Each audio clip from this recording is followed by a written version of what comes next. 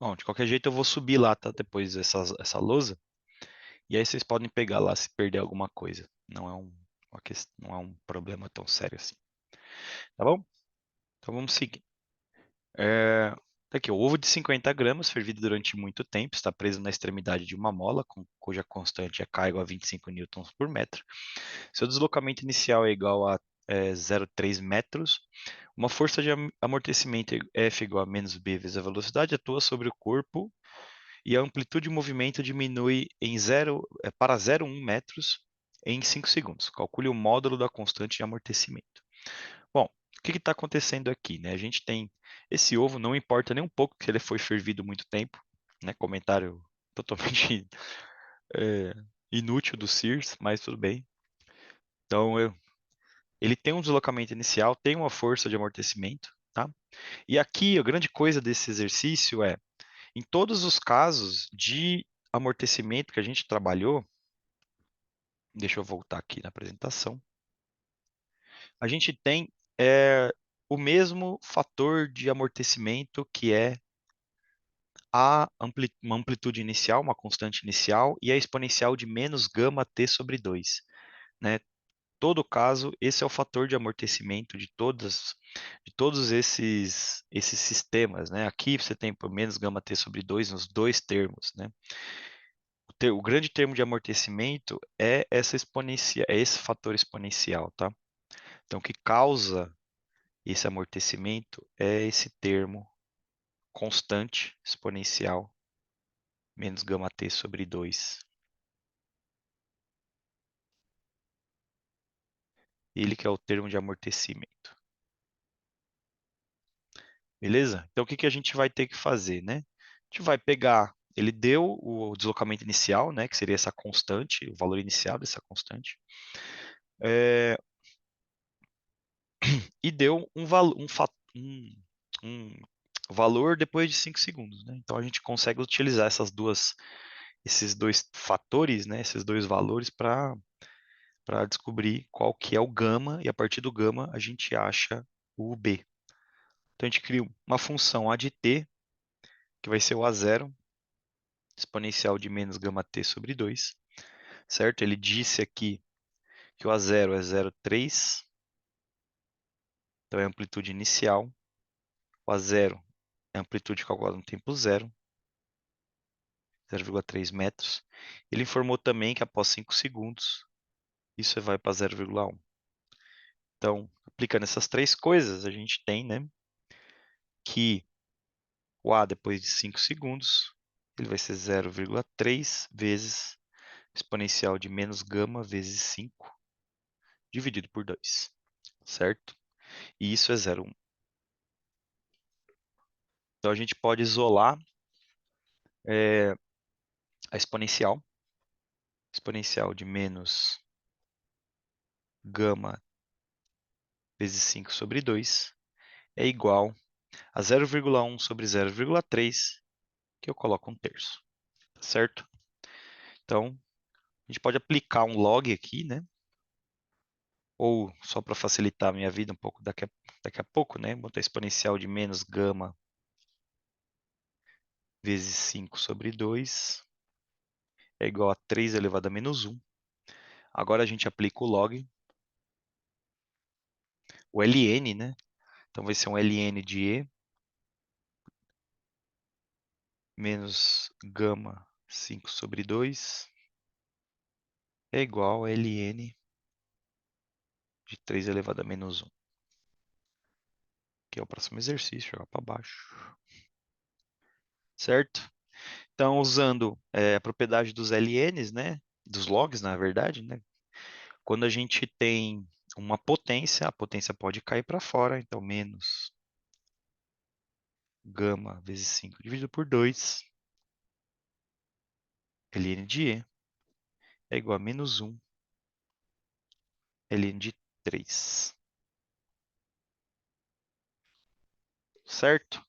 Esses sinais aqui a gente corta. O ln de e é 1, lembrando que ln é o log de base e. O que vai sobrar aqui? gama vezes 5 dividido por 2 igual ln de 3. Passa multiplicando e dividindo o que precisar. Gama é 2 quintos de ln de 3, certo? E por fim, a gente vai usar que o gama é B sobre M. Foi uma das definições que a gente fez lá, né? Isso é 2 quintos de ln de 3. E o exercício dá o valor da massa, né? 50 gramas. 50 gramas é 0,05, né? Ou 5/10 a menos 2. Então, passando a massa para lá, 2 quintos ln de 3 vezes a massa. Então, B, 2 quintos ln de 3 a massa, 5 vezes 10 a menos 2. Esses 5 aqui se cancelam. Então, sobra 2 vezes 10 a menos 2, ln de 3, né? B, quilograma segundo, é a unidade. Certo? Então, aqui são exercícios bem... um tipo de exercício com uma certa frequência, cai algo desse... Vocês vão achar algo dessa forma, em que a gente tem que analisar o termo de queda exponencial, né? Que é o termo que vai dissipar de fato a energia desse treco, né? Que vai fazer a energia desse sistema cair com o tempo. Beleza? Se tiver alguma pergunta, se vocês tiverem pergunta, vocês podem mandar no chat, tá? Ou qualquer coisa.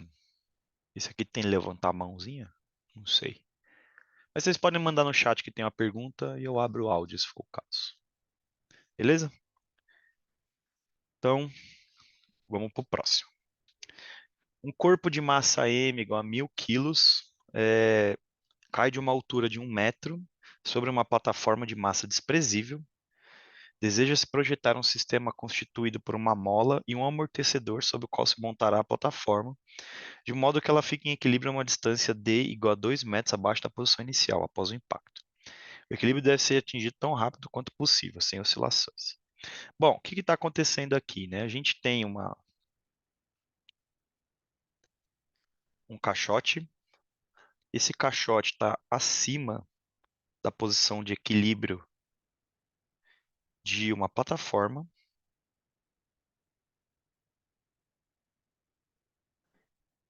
Está acima dessa posição de equilíbrio de 1 metro.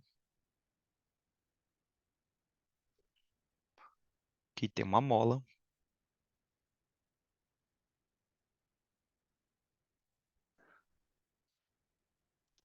Esse pontilhado aí ficou meio zoado, né? Mas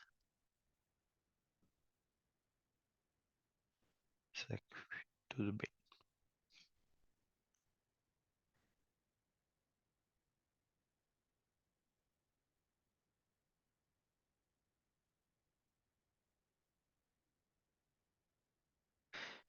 Aqui é 1 metro, certo?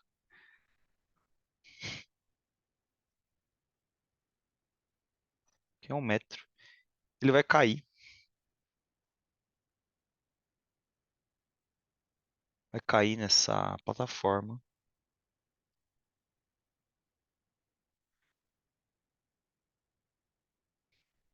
Então, depois de um tempo, ele cai na plataforma, colide com a plataforma.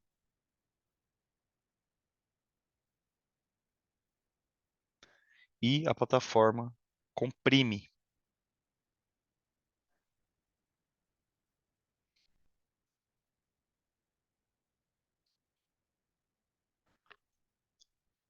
De 2 metros, tá? A escala não está muito boa, mas não tem problema. Isso é 2 metros, tá? Então, é basicamente isso que acontece, né? E aqui a grande coisa é uma posição de equilíbrio.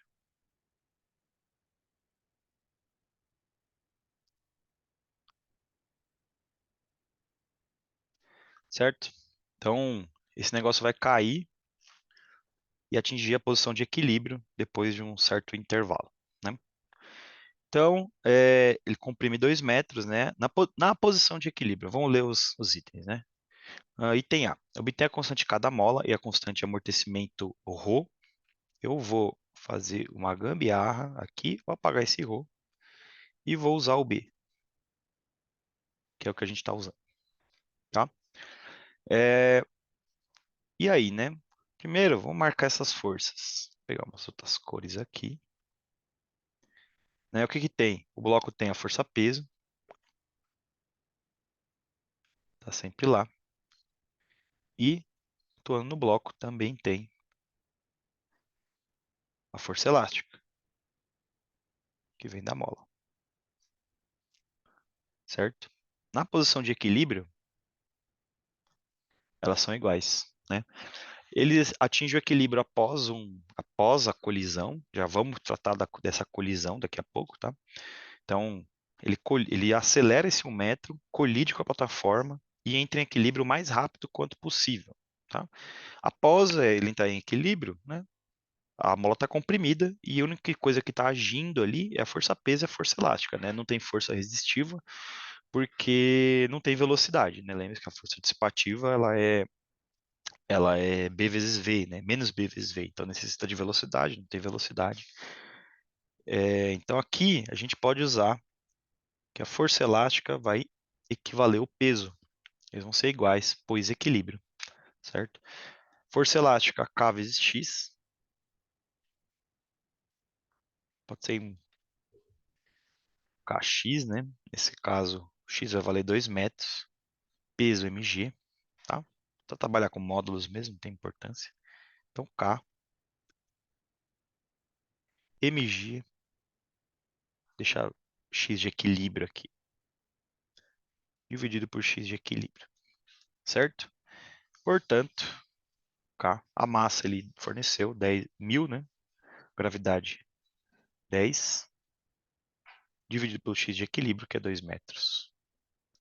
Portanto, né, 10.000 dividido por 2, 5.000 newtons por metro, certo?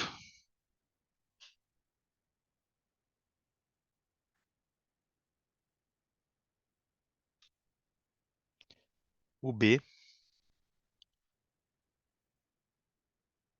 obtém a função horária que descreve o movimento do bloco após entrar em contato com a plataforma, né? Como ele quer o retorno mais rápido para o equilíbrio,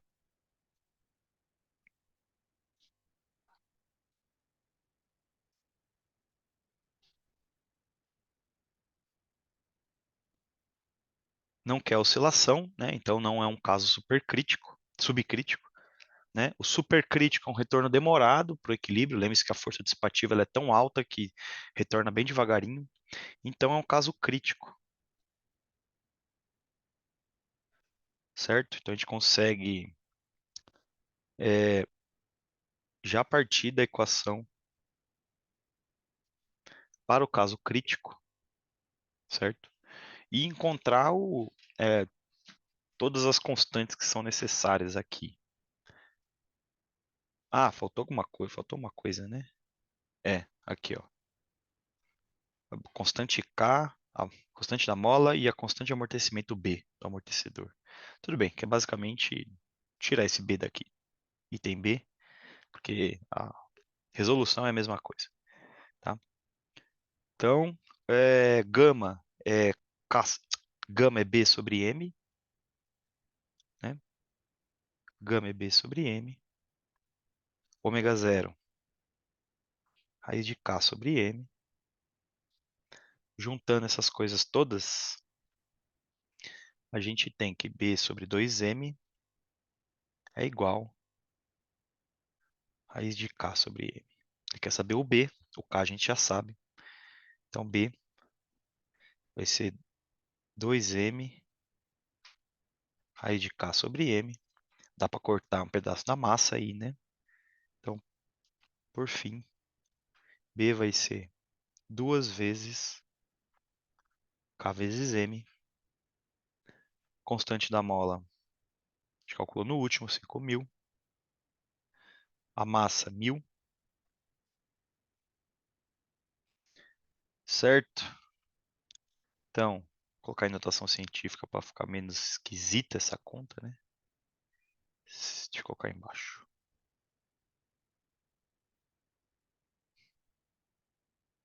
B, 2 vezes 5 vezes 10 a terceira, vezes 1 vezes 10 a terceira. Então, tem 2 10 a terceira dentro da raiz, pode ser tirada, né? Então, 2 vezes 10 a terceira, raiz de 5. Certo? Então, isso é 2 raiz de 5 vezes 10 a 3 quilogramas segundo. Certo?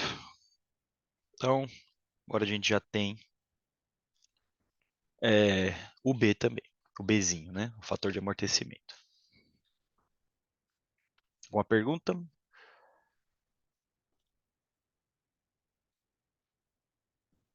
Bom, Certo. oi. Não, tudo certo. Ah, tá, fechou. É, o item B, ele quer que a gente descubra qual que é a função horária, certo? Só que aqui é um caso um pouquinho diferente, tá? De um oscilador harmônico puramente amortecido, porque a gente tem uma força a mais, que é uma força constante, que é a força peso, tá? Então vai precisar ter uma pequena correção aí, né? Então o que a gente tem é um oscilador harmônico, um oscilador amortecido, né? Não harmônico, mais uma força peso, certo? Então a segunda lei de Newton desse negócio, MA menos KX menos BV menos a força-peso, que é mg, certo? Então tem esse termo extra aí. Tá? Vou jogar tudo para a esquerda, vou proceder bem análogo que a gente sempre fez para essas equações diferenciais. É jogar tudo para a esquerda, dividido tudo por m. Então m, trocar os a's por x 2 ponto, o v por x ponto. Então mx 2 pontos mais b x ponto mais kx mais mg é igual a zero. Dividindo tudo pela massa, né? E redefinindo as mesmas constantes que a gente sempre redefiniu, x 2 pontos mais gama x ponto mais ômega zero quadrado x mais g é igual a zero, certo? E aqui, nesse último termo, eu vou colocar ômega zero quadrado em evidência. Vocês vão ver por quê. Então, x 2 pontos mais gama x ponto mais ômega zero x mais g dividido por ômega zero quadrado igual a zero. Tá? Então eu criei vou criar essa nova variável aqui, tá? Isso aqui eu vou definir como sendo um y, uma função y. Esse é um y de t, né? Claramente, porque x varia no tempo. Esse é x de t mais g sobre ômega zero quadrado. Se a gente deriva isso aqui, a gente tem que y ponto de t é x ponto, pois esse segundo termo g sobre ômega zero quadrado é constante. Se a gente deriva de novo, a gente tem que y dois pontos de t é x dois pontos, certo?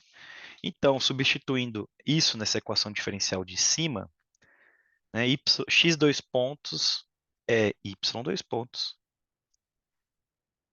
x ponto é y ponto, certo? Mais ômega zero quadrado, y é igual a zero, certo? Agora sim é o EDO do movimento harmônico amortecido, tá certo? Então, e ele tem soluções como a gente já conhece, né? A solução é o retorno mais rápido, que é o caso crítico, certo? A gente já fez essa discussão ali em cima, eu vou só colocar aqui que é o caso crítico. Sai.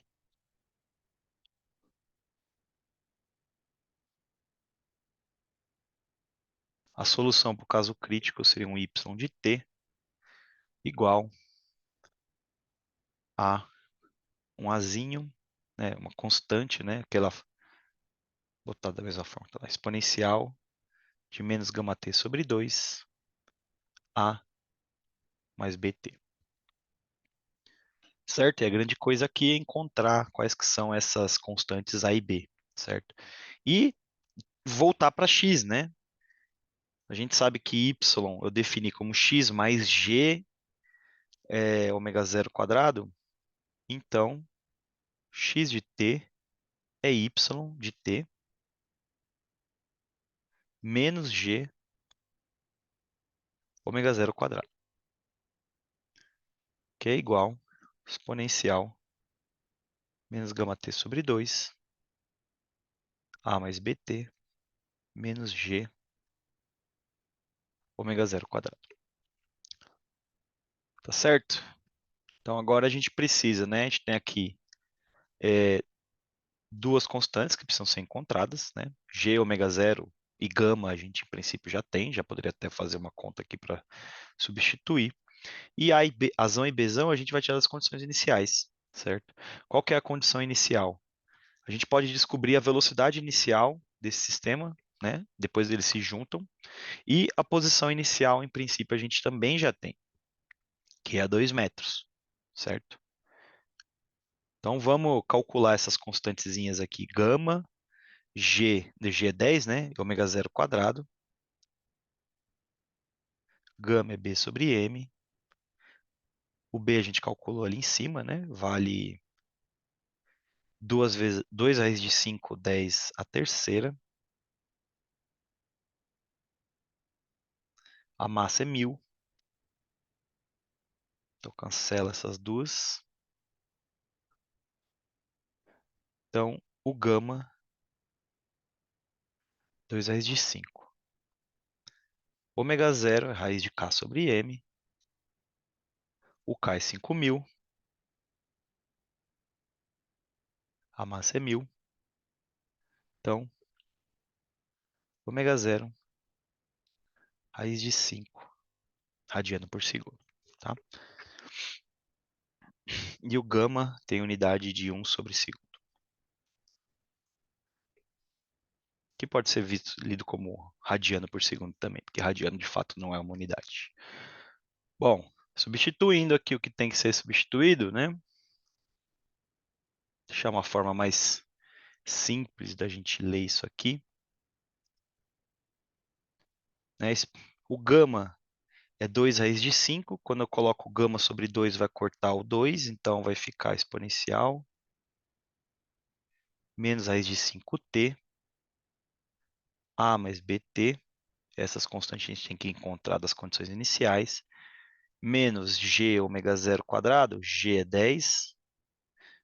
Ômega zero é raiz de 5, ao quadrado é 5. Então, o que vai sobrar aqui para a gente, exponencial de menos raiz de 5t, a mais bt, menos 2. Agora a gente vai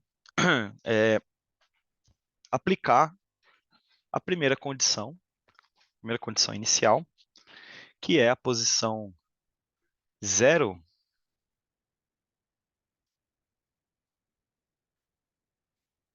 a posição x de 0, quanto que vai valer? Vamos ter que olhar aqui no y, né? Quando a gente definiu o y como isso aqui,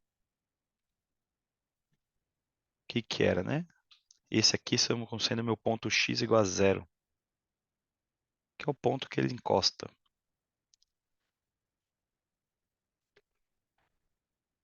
Aliás, deixa eu ver aqui, será esse mesmo?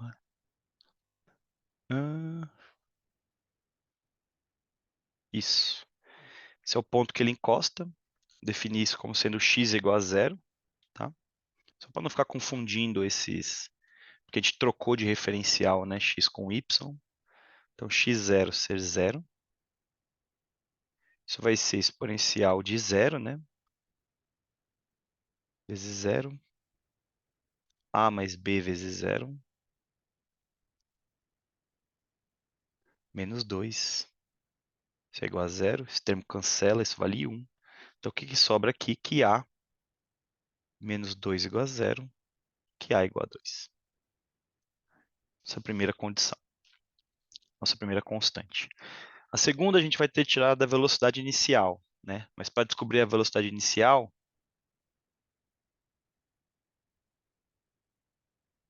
para achar v de zero, a gente aplica a conservação de energia na queda, né? Ele cai 1 metro.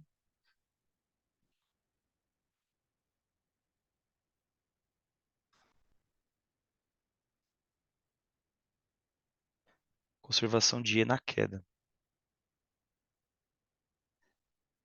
Então, antes mgh, depois mv quadrado sobre 2.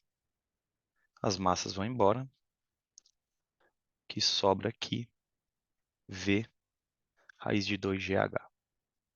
Certo? Então, v seria o v0, né? Vou botar um v0 aqui.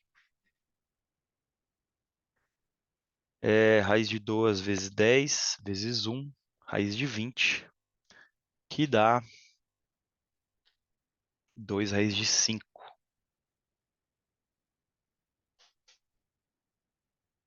metro por segundo. Certo? Isso é a velocidade do bloco antes da colisão, tá? E depois da colisão? Vai ser o mesmo. Por quê? Porque ele fala que a plataforma tem massa desprezível. Se a plataforma tem massa desprezível e a colisão conserva o momento, então a velocidade após a colisão é a mesma antes da colisão, tá? Então agora a gente aplica a condição inicial dessa velocidade inicial, né? Mas para isso, a gente precisa derivar a velocidade como x ponto. De t igual a x ponto de t. Deixa eu subir um pouquinho aqui para ter uma forma melhor do x. Aqui, esse é o x. Então, vai ter que usar uma regra do produto, certo? Professor, Oi. mas enquanto ele está caindo, não tem dissipação de energia? Então, porque ele não vai considerar esse tipo de dissipação, né? A gente pode considerar a dissipação por conta no oscilador, né? Uhum, É claro que é um pouco assim esquisito pensar esse tipo de coisa, né? Porque você pensa que o oscilador vai rolar uma dissipação por conta do atrito com o ar, né? Mas vamos supor que antes de rolar a colisão, esse sistema não tinha nenhum tipo de dissipação. Então, a velocidade dele no momento da colisão vai ser igual ao que a gente obtém com conservação de energia. entendi. Se a gente tivesse que Obrigado. considerar essa dissipação também, aí seria um tanto mais complicado, né? Sim. Obrigado, professor. Imagina. Bom, vamos voltar aqui, né? Vamos derivar esse negócio. Primeiro, a derivada da exponencial, certo? A derivada da exponencial é a própria exponencial, mas tem que cair a derivada do argumento, que é menos raiz de 5, pela regra da cadeia. Vou botar um pouco para baixo aqui, que vai encavalar aqui. Então, vai cair um menos raiz de 5, exponencial de menos raiz de 5 vezes o t, vezes esse primeiro termo, certo? A. Mas o A a gente já sabe, né? Vale 2, né? Então já pode pôr aqui 2 mais bt. Depois, a derivada do segundo termo, a exponencial vai ficar igual, exponencial de menos raiz de 5t. A derivada do que está em parênteses vai sobrar apenas o b, certo? E por fim, o 2, ele não sobrevive à derivada, né? Então vamos colocar aqui essa exponencial em evidência. Exponencial de menos raiz de 5t. O que sobra aqui? A gente vai ter, abre um parênteses, menos 2 raiz de 5, botar o raiz de 5 aí. parênteses, menos raiz de 5, 2 mais bt, mais b, certo? E aí, a gente aplica a condição inicial v de 0, 2 raiz de 5. A exponencial vai embora, vira 1, né? Exponencial de menos raiz de 5 vezes 0, menos raiz de 5 multiplica 2 mais b vezes 0, mais b. Então, esse termo é 1, esse termo é 0. O que vai sobrar aqui? Ah, tem uma questão. Tem um sinal trocado aqui. Olha, gente, isso aqui é uma coisa importante, tá? Quando o bloco está caindo, né, essa velocidade é negativa, certo? Então a gente tem que colocar isso na nossa condição inicial também, tá? O que que a gente calcula aqui é módulo, né? Que ele sai do quadrado, né? Então isso é módulo de V0. Mas por o bloco estar caindo, essa velocidade inicial é negativa, menos 2 raiz de 5. Vou colocar um comentário aqui,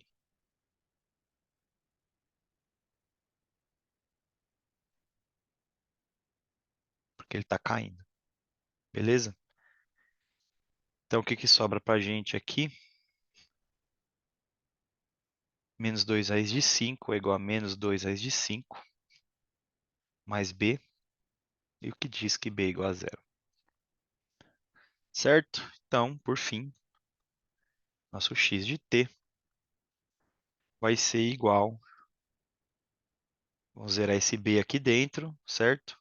Vai sobrar só a exponencial, o a vale 2, o a vai exponencial. 2 exponencial de menos raiz de 5t menos 2. Isso em metros, tá? E aí uma coisa que é sempre importante a gente ver é se esse valor de fato faz sentido, tá? Vamos pensar um pouquinho aqui, ó. Quando t, que é o tempo, vale zero, a gente zera o tempo aqui, certo? A gente zera esse tempo aqui, a exponencial dá 1, então dá 2 menos 2, que dá zero, que é beleza, é coerente com o ponto inicial da colisão, que é o zero aqui na posição inicial, certo? E vamos ver também se, quando o tempo é suficientemente grande, esse sistema ele volta para a posição de equilíbrio, né? Que é o menos 2. Né? A posição de equilíbrio está aqui embaixo, certo? É o menos 2. Aliás, aqui, né? Não aqui. Aqui é a posição de equilíbrio, que é igual a menos 2. Para isso, a gente pega o tempo, joga para o infinito. Quando o tempo vai para o infinito, a exponencial vai para zero. Então, todo esse termo 2 exponencial vai para zero. Sobra só o menos 2. Coerente com o nosso resultado. Coerente com o nosso problema. Beleza? Não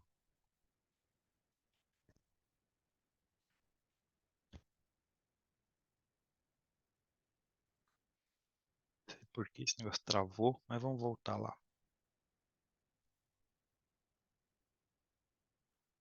Não, voltando aqui, né? A gente estava falando sobre. Ah, faltou algumas coisas de eu falar também. Bom, a gente fez esses dois exercícios, o oscilador amortecido, tá? Mas antes de a gente passar, por causa do oscilador forçado, preciso falar algumas coisas aqui sobre. ah, Faltou um quadrado aqui. Depois eu completo isso aqui, tá? É só eu dei uma olhada nas listas e na lista ele fala um pouco desse fator de mérito, tá? Fator de qualidade. O fator de qualidade ele é definido como a quantidade de energia que esse sistema perde em média, tá? Por oscilação completa, certo? Então só faz muito sentido a gente pensar ele no caso subcrítico, tá? Ele é igual a ômega sobre gama, tá? Por caso subcrítico, aproximadamente ômega zero sobre gama, tá? Então, se vocês chegarem num exercício, o fator de qualidade é 20, 30, 40, 50, por exemplo, Isso está me falando que ômega zero sobre gama é igual a 50, então ômega zero é 50 vezes o gama, tá? É basicamente isso. Essa é a grande coisa do fator de qualidade, ele dá essa informação, qual que é a relação entre gama e ômega zero, certo? Só um comentário aqui, porque eu vi que tinha alguns exercícios lá da lista que falavam sobre isso, então é bom falar também.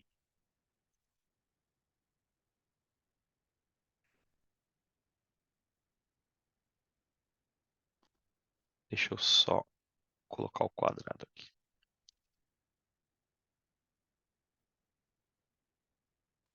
Os exercícios que a gente acabou de resolver, tá? Vou subir lá depois para vocês darem uma olhada. Agora, a gente vai começar hoje, provavelmente acabar na semana que vem, tá? É, esse caso de oscilador forçado, tá? A gente vai trabalhar num caso bem geral, o oscilador sendo forçado e amortecido ao mesmo tempo, tá bom? Se passou energia devido ao tempo. Como assim energia devido ao tempo? Esse termo aqui? O que a gente fez foi, aqui no começo da lousa, a gente foi dar uma olhada em como que a energia varia no tempo, né? Então a gente escreveu a energia cinética mais a energia potencial desse sistema, derivou, né? Então,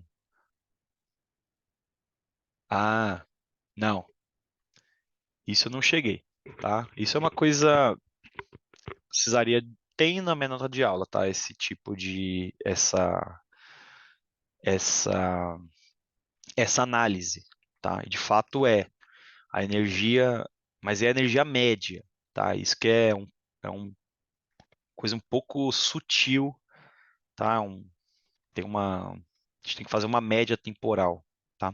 Então a gente teria que somar a parte da energia cinética com a parte da energia potencial. A gente vê que ela oscila, tá? As duas oscilam e oscilam de uma forma não tão trivial assim, tá? Mas a gente calcula uma média, por exemplo, ao redor de um período de oscilação, né?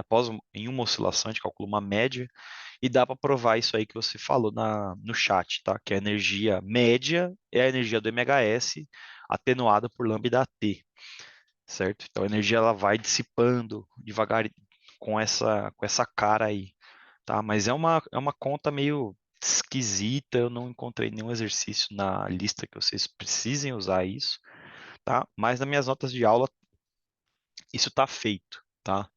Na nota de aula 7, se eu não me engano. Na nota de aula 7 ou na 8. Deixa eu dar uma olhada aqui. Eu acho que é na 8. É na 8 mesmo. Ou não. Bom, tem alguma das notas de aula, tem essa resolução. Vou dar uma olhada. Mas, acho que sim, nota de aula 5. Mas, em princípio, não é uma coisa que a gente. Ela, tipo, é uma coisa que o Moisés ele passa, tá? Então, foi um negócio que a gente meio que achou que estava um pouco exagerado, assim, tá? Então, a gente deu outra abordagem, tá bom? Beleza. Vamos lá. Então, agora o que a gente vai fazer, né? A gente vai para um caso, assim, um pouco mais geral, né? A gente vai criando mais complexidade para o nosso modelo, né? Então a gente, em princípio, partiu do modelo super ideal, né? Nada realista, onde não há dissipação. Ele é muito útil quando a gente vai tratar das coisas em escala microscópica, né? Então, por exemplo, vários exercícios que a gente fez, né? Usando o MHS para tentar resolver sistemas sistemas de moléculas, né? Onde de fato a dissipação de energia não existe, né? Não tem uma forte atrito, né, entre moléculas, mas, né, no caso geral, a dissipação ela é necessária, né? A gente viu que os osciladores eles param depois de um tempo, né, em casos realistas, né? Então a gente aplicou ali uma força que dependia da velocidade, conseguiu resolver, obteve 3 casos, ótimo. Então, qual que é a generalização? O que a gente pode fazer daí para frente, né? Então a gente pode agora colocar uma força externa, né? Então a gente sabe que um sistema ele não está preso única e exclusivamente à força elástica ou forças dissipativas, tá? Então a gente coloca, além disso, uma força extra, que é essa força externa. E nesse caso, tá, a gente vai usar uma força externa oscilatória, que tem essa forma aí, né? F0 cosseno desse ômegazão, tá? A notação que a gente está tentando usar é esse ômega aí do God of War, esse ômega grande, como sendo esse ômega da frequência de oscilação da força externa, tá? Então a gente monta o nosso sistema massa-mola, é, ele tem as forças dissipativas, força elástica, tá? A força dissipativa pode ter casos que a gente não aplica a força dissipativa, pode ter casos que a gente aplica, pode ser um oscilador forçado e amortecido, pode ser ele puramente forçado, tá? Eu vou resolver ele com um amortecimento. Por caso sem amortecimento, a gente pega o fator gama, leva para zero e a gente chega no caso sem amortecimento. Tá? Essa que é a grande diferença. A análise é exatamente a mesma. Tá bom? Então a gente vai ligar uma força externa. Poderia ser uma força constante, né? Por exemplo, o caso que a gente resolveu ali da força peso, que é uma força constante, seria um caso análogo a esse, né? Mas uma força constante em vez de uma força oscilatória. Tá bom?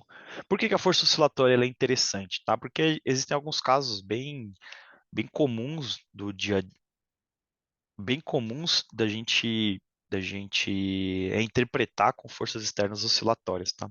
Então, por exemplo, nosso tímpano, né? Nosso tímpano é uma pequena membrana que ao passar a onda sonora, né? A gente vai ver uma onda sonora, ela tem uma cara oscilatória, ela é uma onda do tipo de pressão, tá?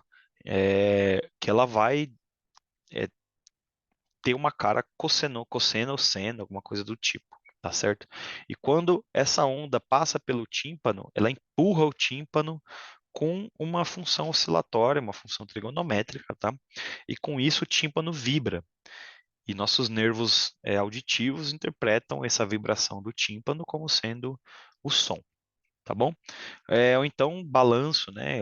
Quando a gente está empurrando o balanço de alguém que tá no balanço lá, brincando, o que acontece, a gente vai fazer uma força que ela oscila com o tempo, né? A gente não empurra o tempo todo, por exemplo. Ou então até os rádios mais antigos, né? Os rádios novos também têm um sistema como esse, né? Mas eles têm amplificadores, né, dentro. Então são sistemas um pouco mais robustos. Mas a ideia é que a onda de rádio, ela é uma onda eletromagnética, então ela induz dentro de ondas eletromagnéticas que variam com o tempo, né? Campo elétrico e campo magnético que variam com o tempo. Vocês vão estudar isso nas próximas físicas aí para frente. Tá bom? E quando essa onda, que é um campo eletromagnético variável, passa próximo a um circuito, ele induz uma corrente elétrica, tá? Então essa corrente elétrica induzida, ela é forçada por uma onda seno-cosseno, tá certo? Então são casos perfeitamente correlacionados. Quando você estiver fazendo física 3 ou 4, imagino que na física 3 vocês vão ver circuitos elétricos em casos desse tipo, tá? E vocês vão ver que vocês vão chegar em equações diferenciais exatamente as mesmas que a gente obteve aqui. Então, por exemplo, circuito resistência mais um capacitor, resistência indutor capacitor, capacitor indutor, coisas dessa forma, assim, né? Então, circuitos um pouquinho mais complexos do que aqueles circuitos mais simples que a gente viu no ensino médio, tá? A gente vai chegar em equações diferenciais exatamente da mesma forma de MHS, movimento harmônico amortecido ou forçado, tá? Então, o caso de uma força externa, né? Na forma trigonométrica, ela acaba sendo bem útil por conta disso, tá certo? Então, o que que a gente parte, né? A gente parte novamente da nossa segunda lei de Newton, tá? Então, o nosso sistema ele está sujeito a essas duas forças, essas três forças, né?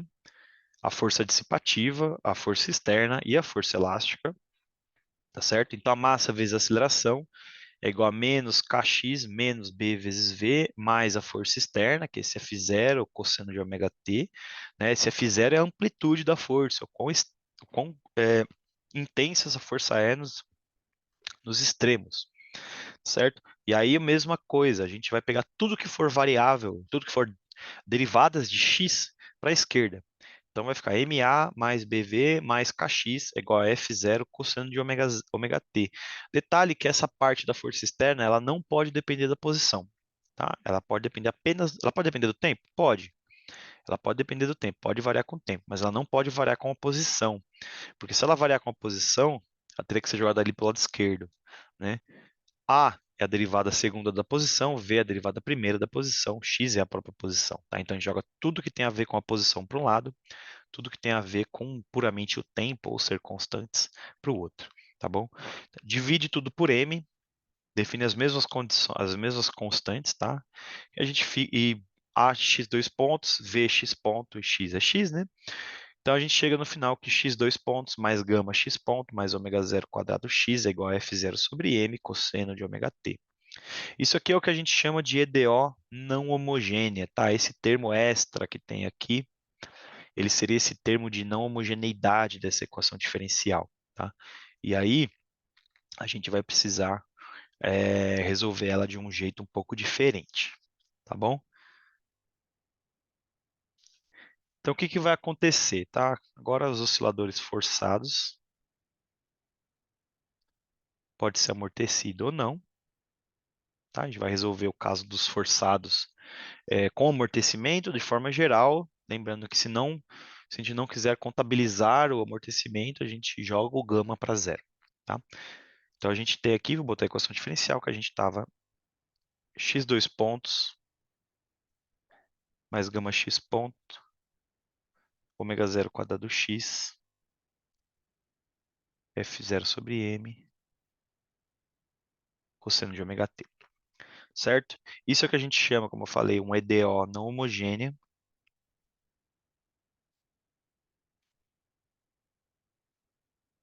E essas EDOs não homogêneas, elas têm uma propriedade que a solução geral delas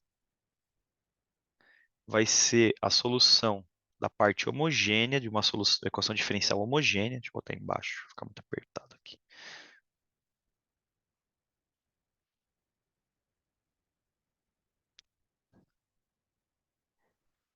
Novamente, elas têm solução geral,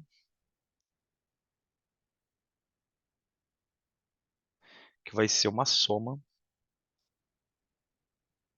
da equação homogênea mais da equação não homogênea. Tá certo? O que seria a equação homogênea? É essa equação aqui descontando a parte da não homogeneidade, né? Então, essa equação é igual a zero, certo? Que é exatamente a equação diferencial que a gente obteve para o caso amortecido. Então, a parte homogênea,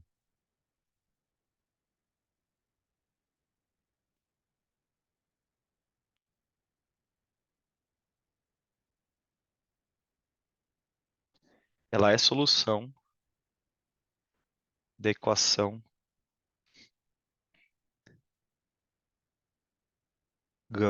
x dois pontos h mais gama x ponto h mais ômega zero quadrado xh igual a zero, certo?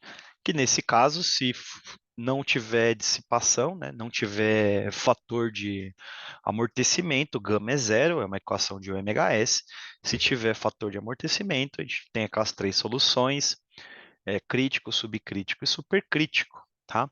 E aqui um detalhe, tá? Essa parte homogênea, em geral, a gente vai trabalhar com amortecimento, então ela dissipa, ela decai com o tempo, tá? A parte homogênea decai com o tempo.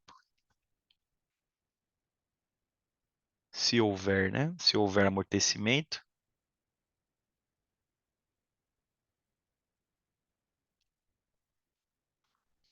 XH decai. Né? Pode não ter oscilações, mas ela vai diminuindo com o tempo. Tá?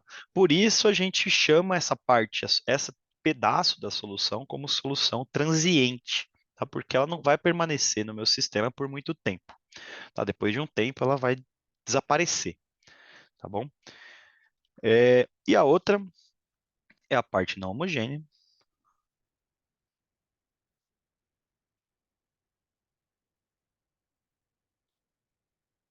que agora a gente precisa resolver, certo? Que é a equação é essa forma completa aqui, né? Seria essa equação inteira, tá? Então, x não homogêneo, dois pontos, mais gama x não homogêneo, ponto, mais ômega zero quadrado, x não homogêneo, f0 sobre m, cosseno de ômega t, tá? E novamente a gente vai para o campo complexo, tá? Mas dessa vez ela não vai ser tão esquisita quanto aquela vez que a gente estava resolvendo subcrítico, tá? Então a gente vai para a notação complexa,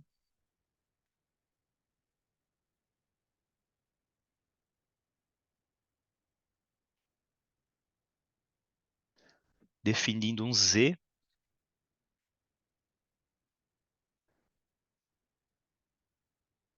definindo, né, o xnh,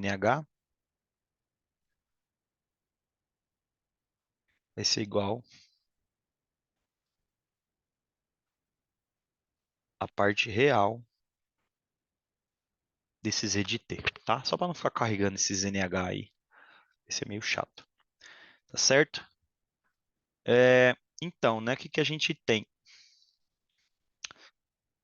Uh, Usando a notação complexa, esse negócio fica z dois pontos, mais gama z, ponto, mais ômega zero z, é igual a f0 sobre m. O cosseno, a gente volta para aquela notação de Euler, né, que permite a gente escrever exponencial de ômega t, tá? Lembrando que exponencial de θ é igual a cosseno θ, mas isso é no θ, tá? Quando a gente projeta na parte real, essa exponencial de i ômega t volta a ser cosseno de ômega t. Beleza? E aqui, né, novamente, a gente espera soluções exponenciais.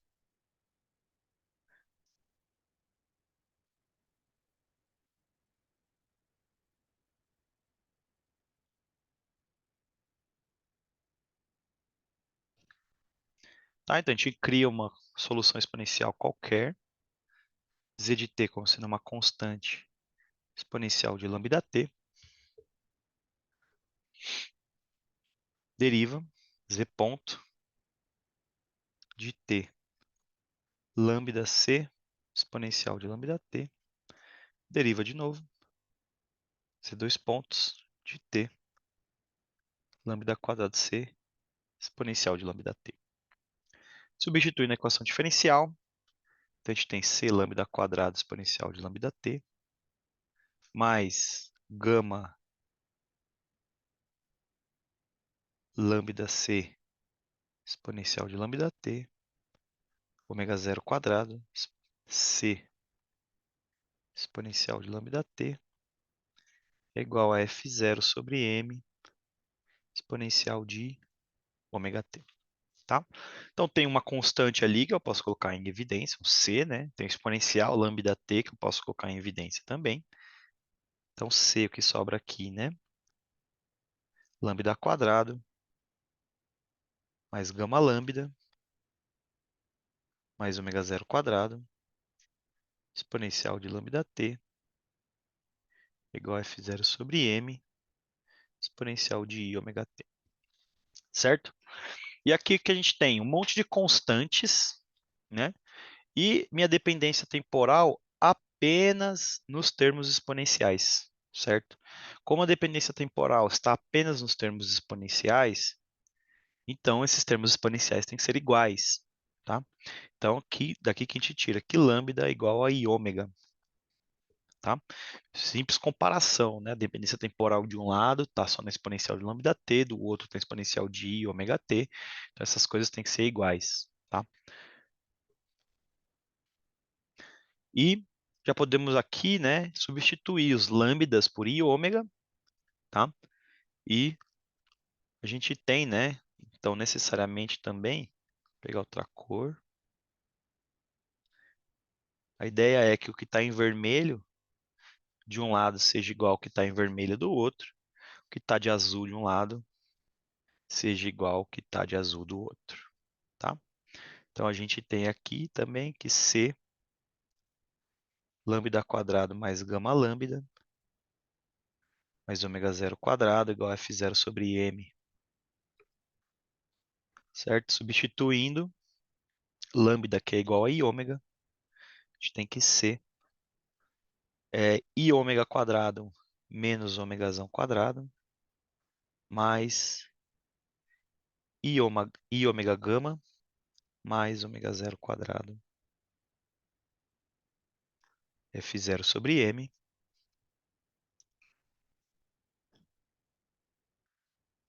certo? E aqui passa esse treco dividindo C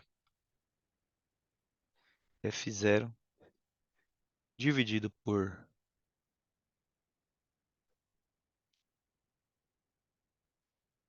M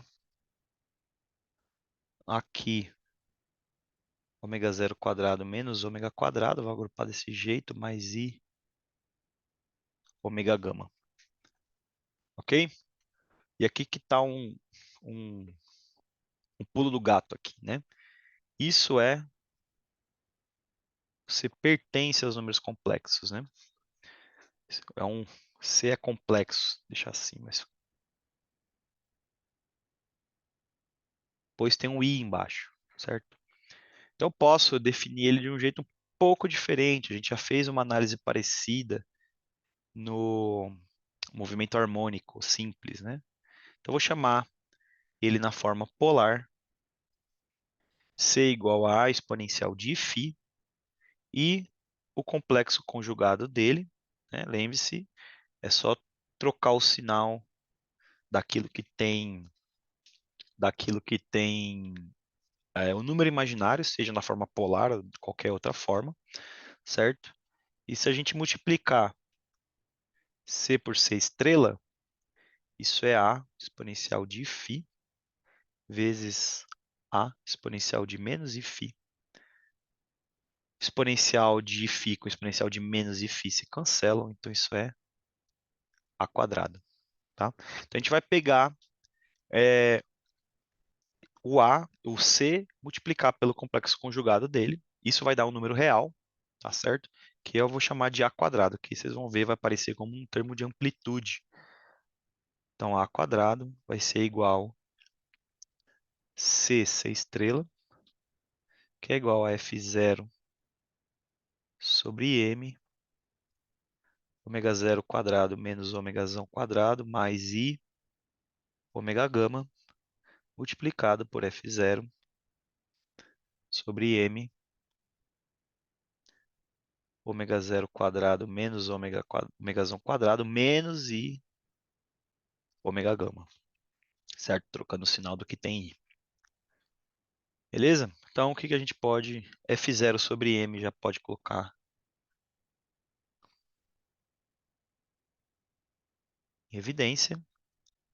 A gente vai ter 1 dividido por uma coisa gigante. Ômega zero quadrado menos ômegazão quadrado, mais I ômega gama, que multiplica ômega zero quadrado menos ômegazão quadrado, menos, vou botar em parênteses aqui, vocês vão ver por quê, menos I ômega gama.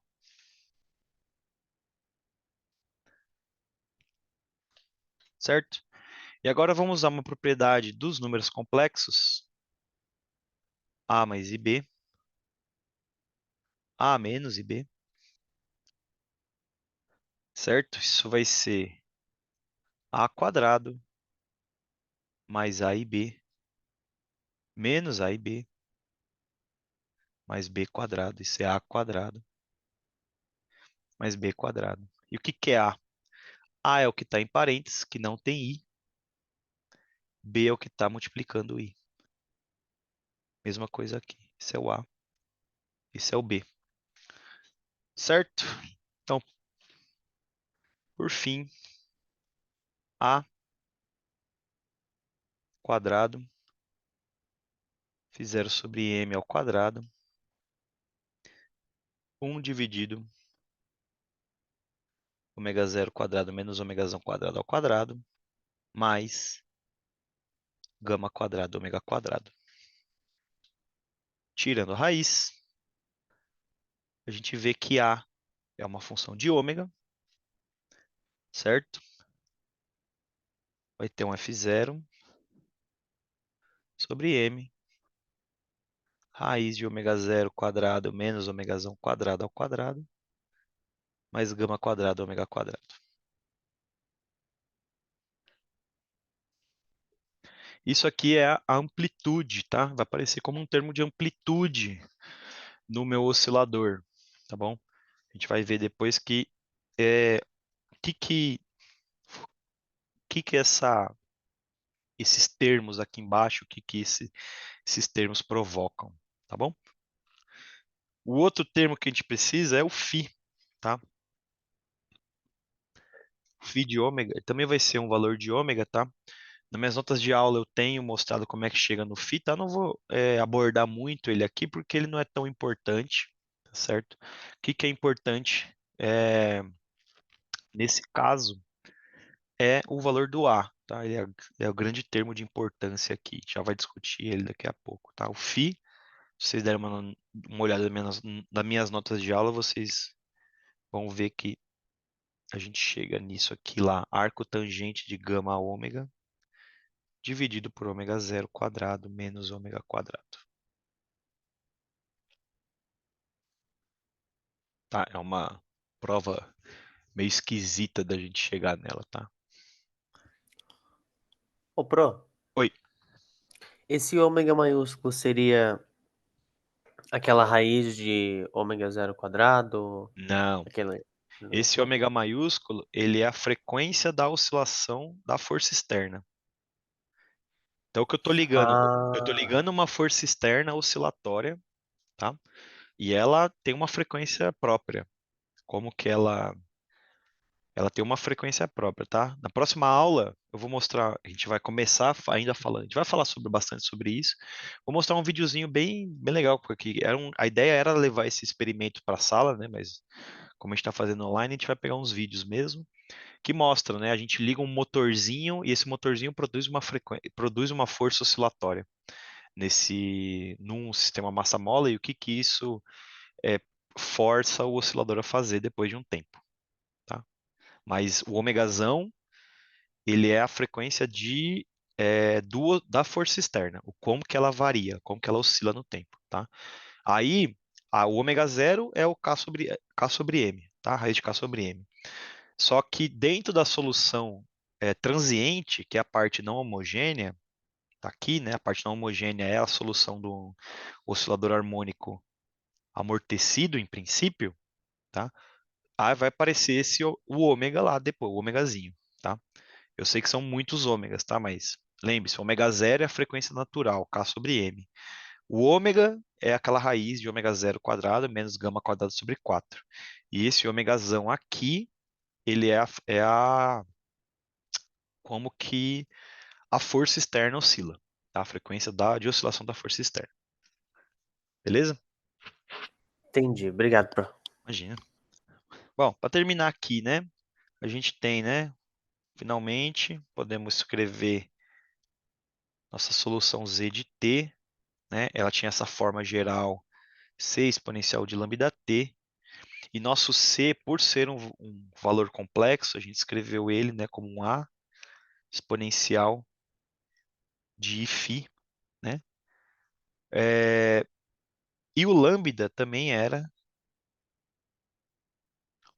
i ômega, certo? A gente descobriu isso ali em cima. Tá aqui, né? Lambda é i ômega.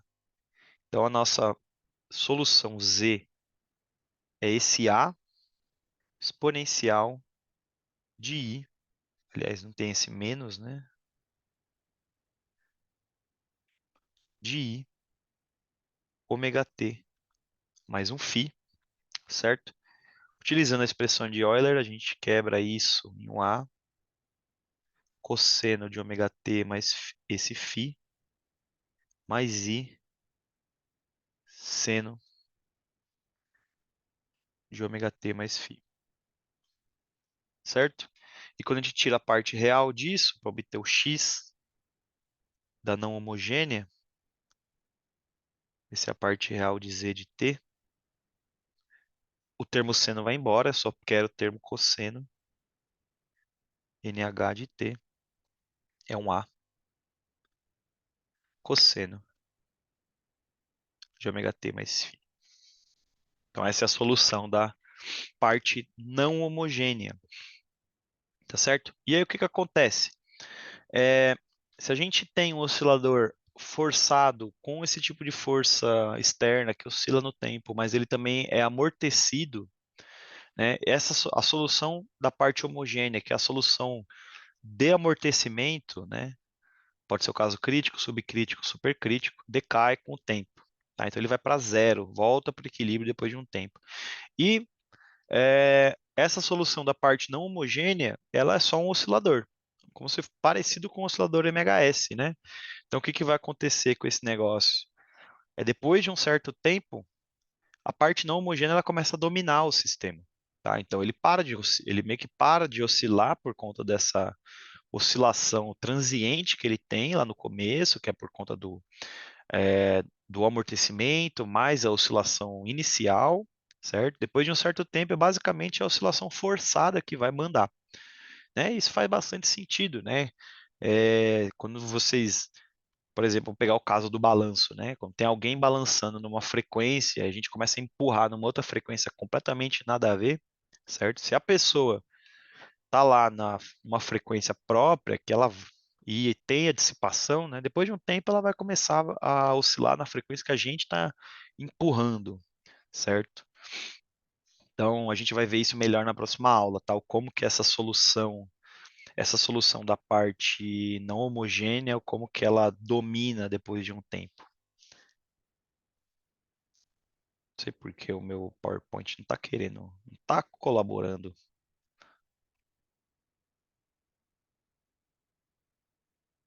Deixa eu começar mais para frente. Beleza? Uma pergunta e aqui. Tô aqui, né? Então, é, é uma propriedade, tá, dessas EDOs não homogêneas, eles necessitam dessa soma da parte homogênea com a parte não homogênea, tá? Como eu falei, da parte homogênea a gente ignora esse termo de força externa, resolve como se fosse um oscilador harmônico amortecido ou simples, tá bom? E que são exatamente as soluções que a gente já obteve, tá? E da parte não homogênea ela vai ter essa cara aí, né? Aqui eu coloquei uma linha, né? Mas é a mesma coisa, aquele A que a gente obteve, tá? Só para não confundir com o que seria a amplitude de oscilação do oscilador não homogêneo, do transiente, tá bom? E esse filinha que também seria para não confundir com a fase dele, tá? Então eu vou colocar uns linhas aqui, só para manter a mesma notação que eu usei ali, tá? Só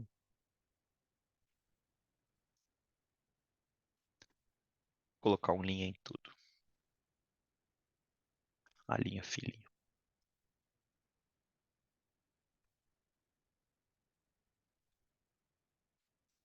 né? E tanto a linha quanto o φ depende de omegazão. A linha de omegazão, cosseno de omegazão t, mais um filinha, que também depende de omegazão, certo? Com essas expressões aqui. Voltando lá, né? Então ele tem essa cara de oscilador harmônico simples, né? Ele parece bastante com oscilador harmônico simples. Depois de um certo tempo, né? Como a gente vai ver na semana que vem, quem vai começar a mandar é esse termo de oscilador harmônico simples, tá certo? Então aqui um gráfico, como que essa amplitude varia em função desse omegazão, tá? Aqui no Sears ele coloca é, esse ômega D aqui, tá? A frequência angular da força propulsora, tá certo? É, e esse aqui é o ômega zero. Esse ômegazinho aqui seria o ômega zero, tá? O Sears está usando uma notação bem diferente da gente. Por que que isso acontece, né? Vamos pensar um pouquinho. Essa estrutura aqui, tá? Vou fazer melhor na semana que vem, mas só para a gente dar para a gente pensar um pouco nisso, tá certo? Essa estrutura dessa expressão de A, tá? Leva a gente a considerar algumas coisas,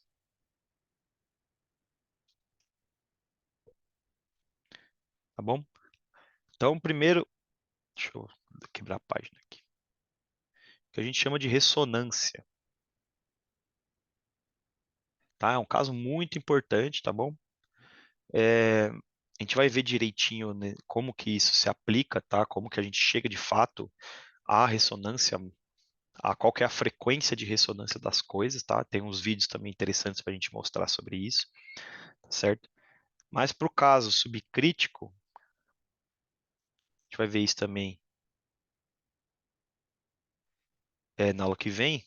A frequência de ressonância ela é alcançada quando a força externa tem um ômega muito próximo da frequência natural de oscilação do meu sistema, né? Então, existem vários casos de ressonância que podem ser listados, né, como exemplo.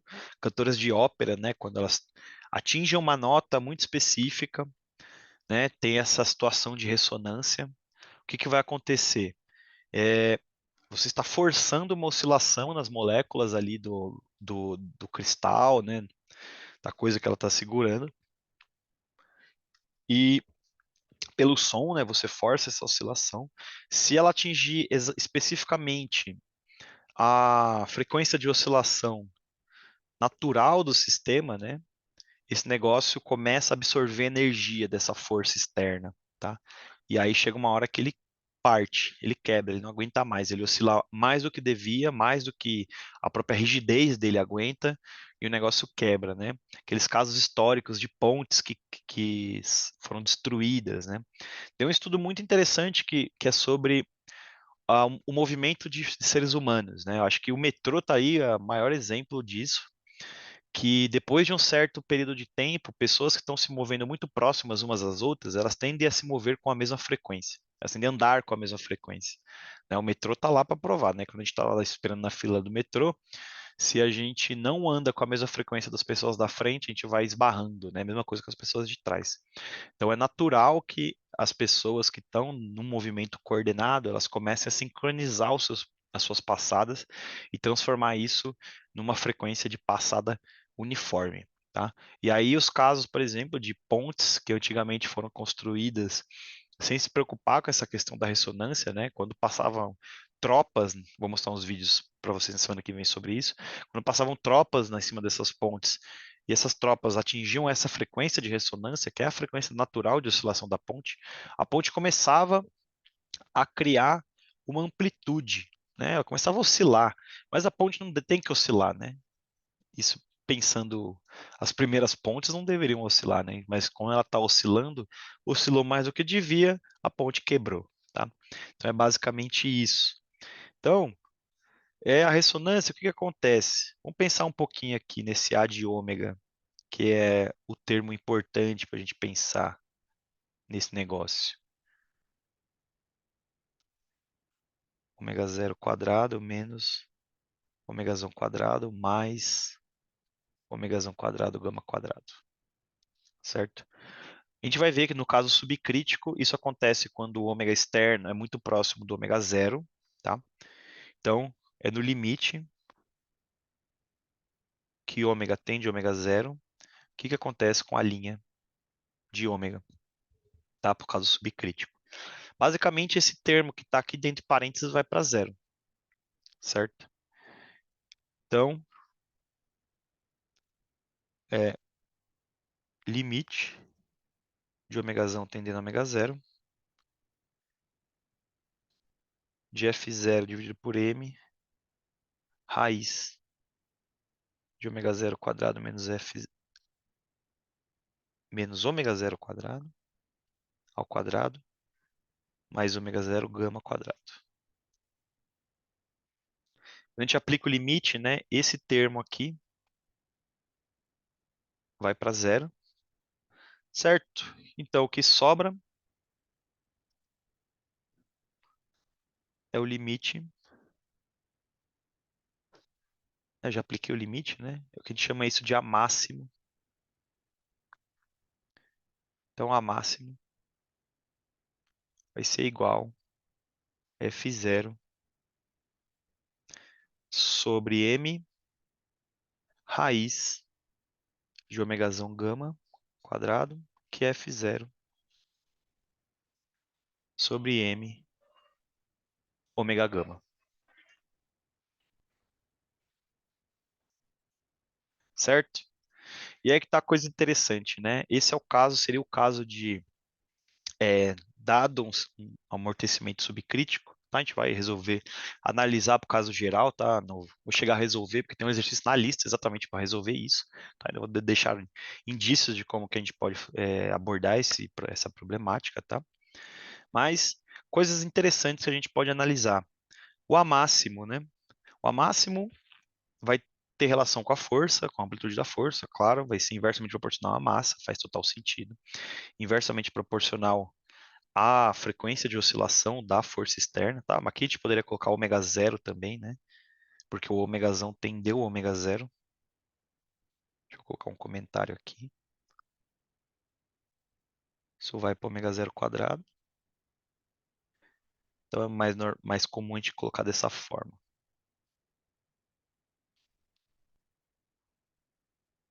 Mais comum a gente encontrar dessa forma aqui. Certo? E inversamente proporcional ao gama, que novamente faz total sentido, né? Eu tenho um sistema que ele está sob um amortecimento, esse amortecimento vai, de certa maneira, roubar a energia desse negócio, né? Então, o A máximo ele vai ser limitado pelo esse fator gama, certo? E no caso de não amortecimento, se eu não tiver amortecimento nesse negócio, o que que eu faço com o gama? Jogo ele para zero. Qual que é o limite do A máximo quando o gama vai para zero? É o limite, o gama indo para zero, de F0 sobre M, ômega zero gama. F0, M e ômega zero são constantes limitadas, né? Isso vai para 1 sobre alguma coisa muito pequena, isso vai para o infinito, certo? Isso está me falando o seguinte: se eu não tiver amortecimento e tiver um caso de ressonância, a amplitude tende a aumentar desenfreadamente, né? Ou seja, é um problema, né? É um problema que o modelo de oscilação puramente forçado, ele pode funcionar em alguns casos muito específicos. Só que tá aí uma questão, né? A amplitude vai para o infinito. E a gente sabe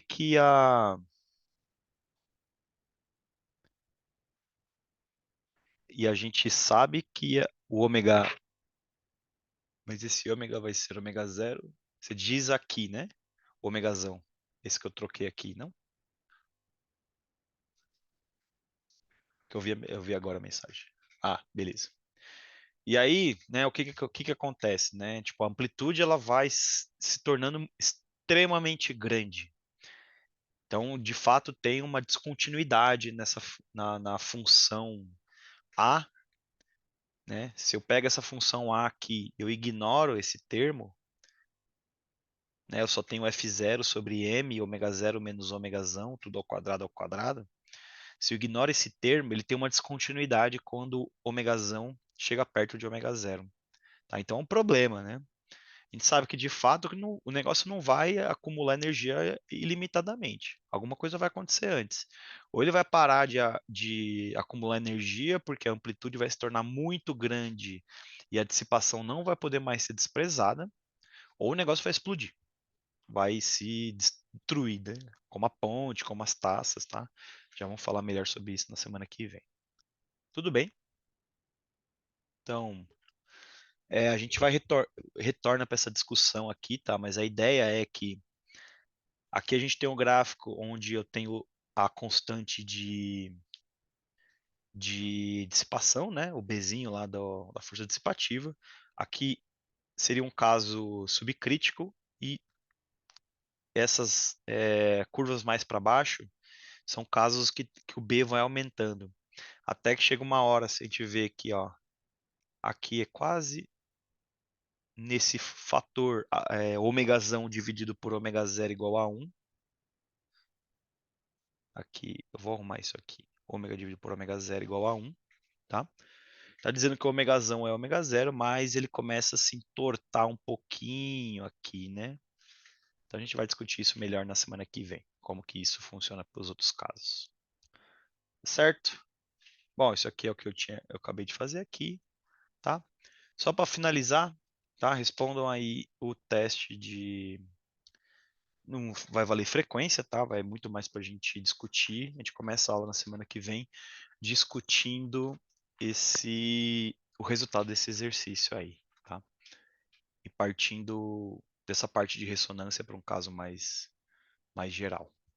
Beleza, gente? Então, fico aqui mais um tempo, tá? Mas, princípio, creio eu que por hoje era isso que necessitava ser discutido, tá? Se alguém tiver alguma dúvida, por favor, fique por aí, tá? Abra o microfone, mas vão respondendo aí, que semana que vem a gente parte desse teste. Fechou?